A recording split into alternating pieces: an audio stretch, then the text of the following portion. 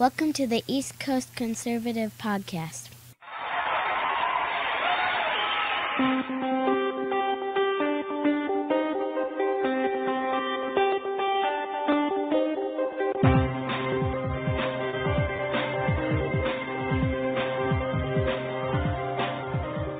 Good evening, everyone. It is Thursday, November 8th, 2012.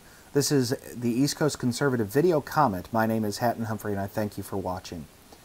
I wrote an open letter to Republicans, but I also wanted to present it as a video because, well, sometimes it helps to put the inflection with the message. For those that have listened to our election night coverage final episode of the podcast feed, which you can find at the TalkShoe website, you will no doubt hear how I initially reacted to the election results. I, like so many other conservatives, thought that there was a good chance that Governor Romney could win the election. I've taken a few days to digest the truth and the fiction of the election results and wanted to share my thoughts and ideas on where we as conservatives need to go in order to move forward. This is especially true for the Republican Party.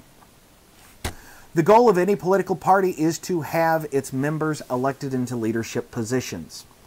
At a regional, even at a state level, the Republican Party has done this successfully. You only need to look at the House of Representatives to see that.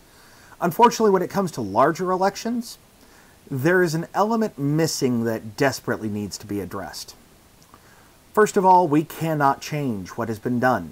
Ranting and raving is pointless and leads to being labeled as extreme, being mocked, or ignored.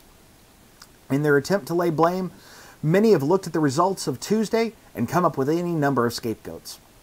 This has only worked to ostracize these people and works counter to the goal of opening the eyes of the majority of actual voters to the truths of the conservative message and the good that it can do for America and her citizens. It is my belief that the conservative message needs to be retooled and done so in such a way as to be easier to digest. Now, I don't mean that it needs to be modified or twisted in any way.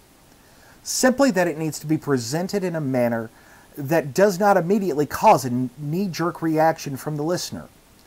Solid conservative principles work, but the environment of today's media have pigeonholed the concepts based on the arguments. It's important that the values and concepts remain static while the things that we say change. This leads to my second point, and it's one that's been made by many. That is the fact that the Democrats and liberals have managed to take control of the talking points and define the debate. Because of this, we as conservatives have been left to play catch-up in their games, and because the message still sounds like one from our grandparents, we end up losing the popularity contest that has replaced political thinking in this country.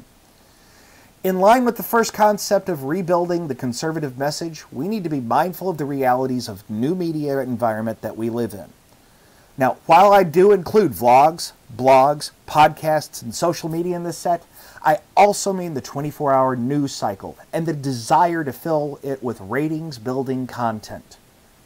In 2010, when the Tea Party worked its bags off to return the House to a level of fiscal sanity and won, the media proudly proclaimed that the American people want the two parties to work together, while liberals attacked the group as teabaggers.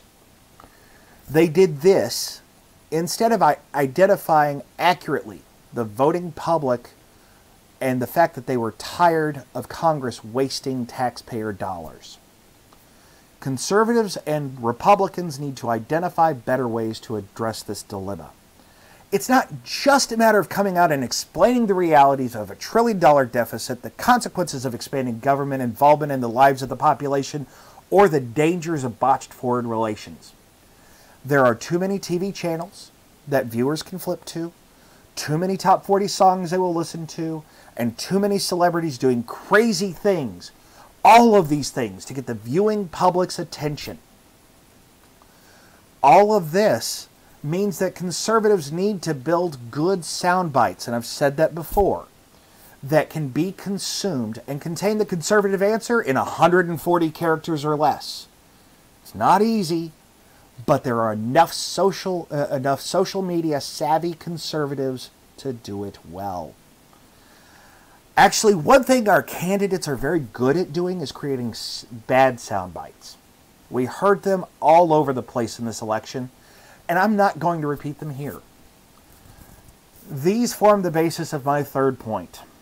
Our candidates for national offices, specifically in the Senate and for president, need to be very well coached on two key things.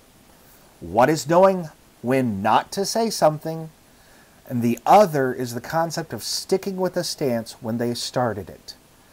I heard way too often how Romney flip-flopped on his stances. In all bluntness, it's my belief that the Republican leadership needs to take the stance that any candidate that runs for these offices should be vetted on their positions, and that if they are found to be willing to change their positions based on polls, be disqualified. I'm not saying that every candidate has to run on conservatism. Rather, I'm saying that the message and the platform a candidate starts with should be the same that they end with, wherever that end may be. Again, the purpose of a party is to have its members elected. If this election showed us anything, it showed us that the internet can be used for people to remember what happened before the Etch-a-Sketch moment. I'd love to say that there is a way to cure foot and mouth disease as well. Unfortunately, the simple fact is there isn't. Politicians spend a lot of time in front of microphones. There are going to be times when they're live when they shouldn't be, and because of that, politicians need to be wary. My grandmother had a saying, never say anything in public that you wouldn't want published in the newspaper. The internet is today's newspaper, and it streams video and audio very well. Our candidates need to remember that. Speaking of candidates, I think the party needs to clear the board for the presidential candidates. We've seen the same faces and heard the same, or, well, in some cases, different messages from all of them. McCain and Romney both ran against George W. Bush in 2000. Now that both have proven that they can't win, it's time to let the rest of the pack go. I know this is harsh, but it appears to me that the model used to be that they would eventually have their turn. No longer can the race for the presidency be based on turns or tries. Again, the internet is very good at reminding people what candidates have said in the past. It also allows liberals to bring out the flip-flops that I mentioned before. Now, I made this as an open letter and based it on my open observations. I'm not going to lay blame of the loss of this election at anyone's feet. But if the Republican Party does not change things, we are destined to continue down the path that has been set. Many different methods of idealism have their place, but unfortunately it appears that only a few have become the standard for the elected members of our party. As a rank amateur, I know that there are better heads than mine that can take these suggestions and run with them. I only hope that happens. Thanks for reading. Thanks for listening to the blog, and thanks for watching the videos.